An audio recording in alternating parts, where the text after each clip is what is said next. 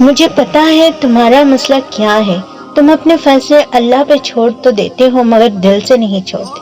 تم ابھی بھی چاہتے ہو وہ فیصلہ وہی ہو جو تمہاری خواہش ہے۔ یہ کیسا اعتبار ہے بھلا؟ اللہ جتنی محبت اپنے بندوں سے کرتا ہے نا، وہ اس کے بندے کے گمان سے بھی آگے ہے۔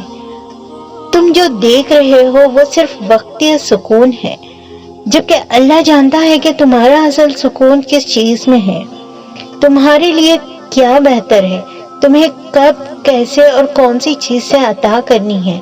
یقین کرو، جس دن اس یقین کے ساتھ فیصلہ اللہ پہ چھوڑو گے نا کہ جو بھی ہو میرے لیے وہی بہتر ہے، جو تمہارے دل کی بے سکونی تمہیں تنگ نہیں کرے گی، کیونکہ اللہ کے فیصلے بڑے انمول ہوتے ہیں۔